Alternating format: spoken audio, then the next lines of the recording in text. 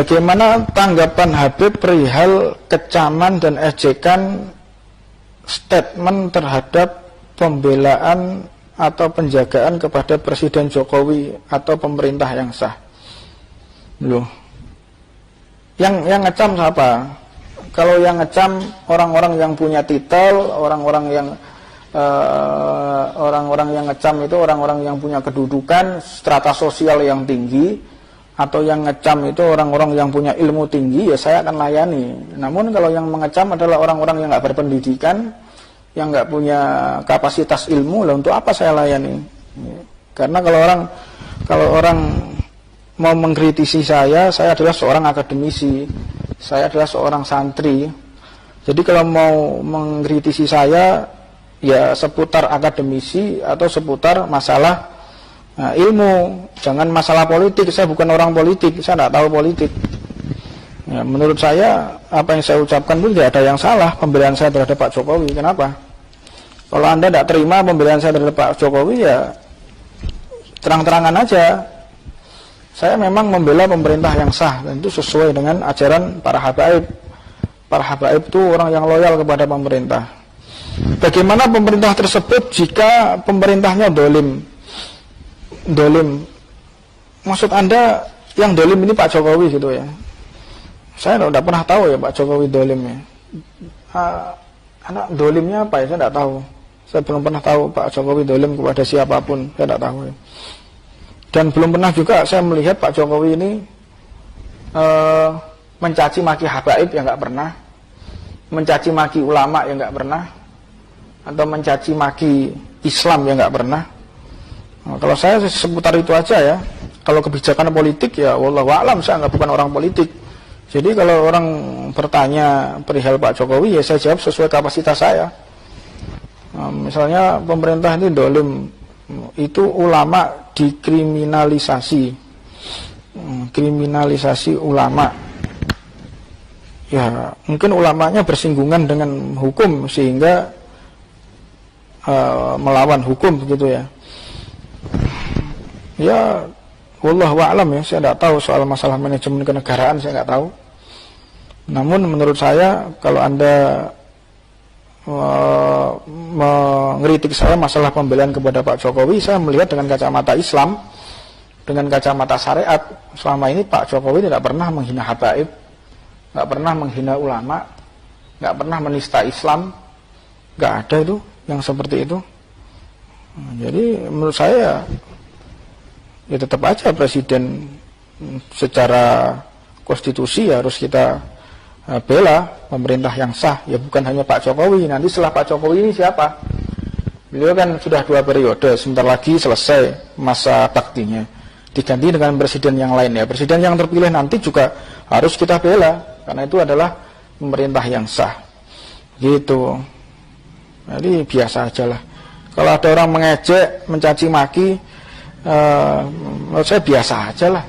Kalau boleh tanggapi teman-teman nih, Jarno ya. Kalau yang ngejek itu seorang ulama besar, orang yang kapasitas ilmunya tinggi, strata sosialnya tinggi, ya harus kita respon gitu ya. Tapi kalau yang ngomong ini anak-anak ingusan ya, buat apa? Nggak perlu kita layani lah. Biarkan aja.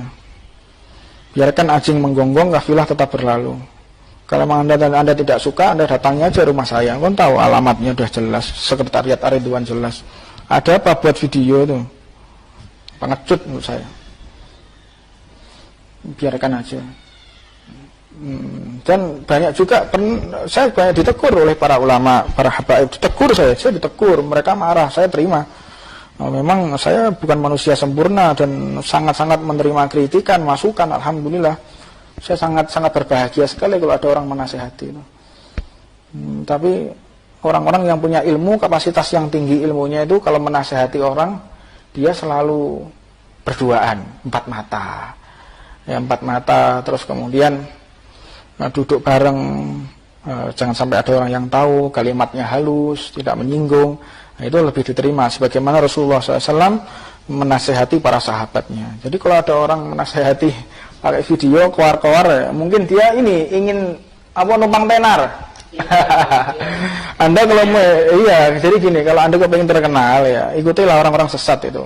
Orang yang mencaci maki Ka'bah. Ka'bah Anda caci maki, Anda pasti terkenal.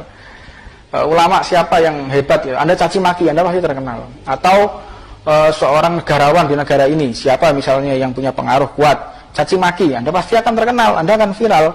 Gitu loh. Jadi kalau ada orang-orang yang mencaci maki segala macam, itu saya anggap orang yang ingin numpang tenar ya. Saya pernah melihat juga satu orang video, karena memang orang-orang yang memberikan masukan, ejekan ya pasti akan saya terima, karena itu untuk sebagian dari untuk evaluasi diri. Cuman yang saya sesalkan itu ada orang yang numpang tenar setelah itu minta sumbangan. Ini yang repot ini. Dibuat video ya kan? Buat video, buat konten, isinya menghina seseorang, setelah itu minta sumbangan pondoknya. Ini gak masuk akal menurut saya ini. Ini apa maunya orang kayak gini? Atau cari subscribe ya mungkin ya. Numpang tenar cari subscribe, cari duit dari YouTube mungkin ya. Kasihan. Yang kedua ada pertanyaan lagi, apakah benar Habib selama ini mendapat bayaran dari istana?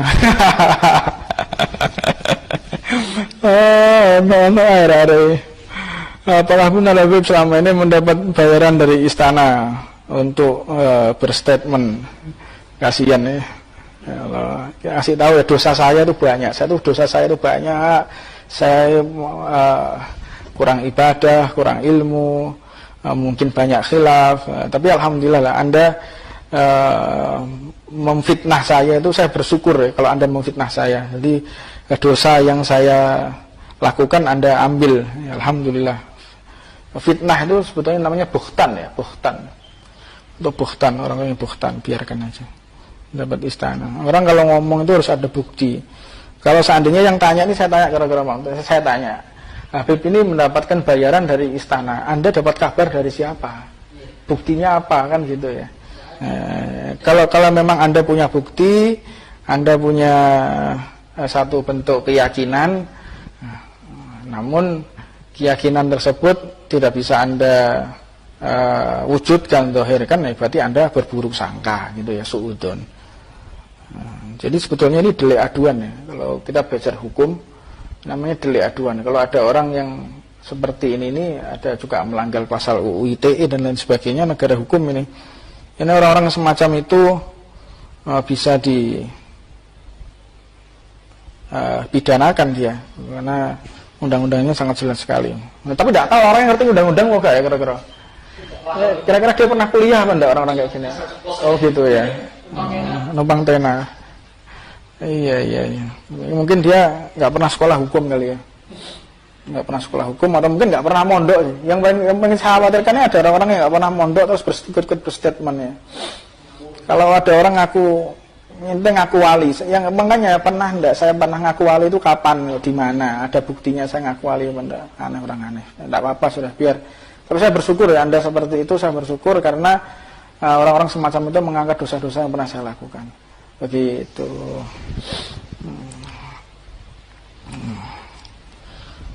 Bagaimana ada orang yang bagaimana jika ada orang yang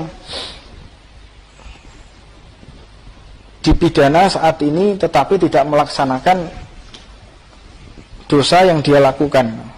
Jadi thariqah kita ini thariqah yang nggak pernah menyebut merek ya, kecuali untuk memahamkan orang. Dan banyak orang-orang yang bertanya kepada Al-Fakir, bagaimana ulama-ulama yang saat ini di penjara? Ya, ulama di penjara itu mulai dulu sampai sekarang tuh tetap ada, tidak ada yang enggak.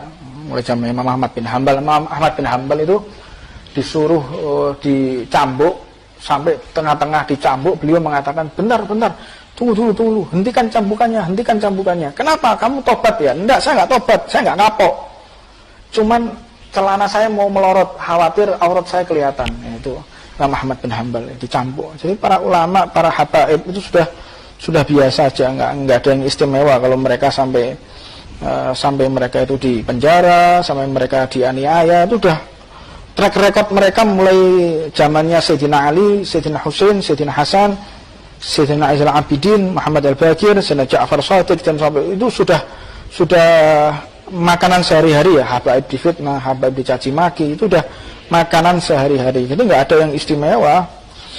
Tapi yang istimewa dari para habaib itu tidak ada dendam di dalam hatinya dan tidak mengajak orang untuk berontak ya. Nggak ada ngajak orang untuk berontak. Jadi ketika Sayyidina Ali Zainal Abidin menyaksikan ayahnya yaitu Sayyidina Husain disembelih di hadapannya, saudara-saudaranya dibantai, tapi tidak pernah mengeluarkan dari lisannya itu dolim. Itu pemerintah yang dolim, itu pemerintah yang dolim, itu tidak pernah kayak gitu. Jadi kalau ada orang-orang yang mengaku pecinta habaib terus ikut-ikutan bilang dolim, ini Anda ikut siapa? Ya orang dolim di muka bumi ini pasti ada. Anda jangan seperti mereka dan Anda jangan ikut jadi mereka. Ini biasa aja. Orang kalau mendolimi habaib, mendolimi para ulama itu sudah biasa aja, tidak ada yang istimewa. Karena udah dari dulu sampai sekarang ya isinya dunia kayak begitu. Mungkin Anda yang baru tahu mungkin ya. Jadi kalau ada orang mengatakan ini rezim dolim, ini rezim dolim, Anda ini kurang belajar atau Anda baru pindah dari negara lain masuk negara Indonesia. Ketimpangan penegakan hukum itu pasti ada di sebuah negara, itu pasti ada. Jadi biasa aja lah, nggak ada yang istimewa.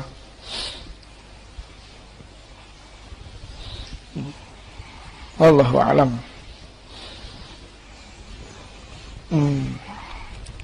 Bagaimana sikap kita ketika mendengar Habib dicaci maki?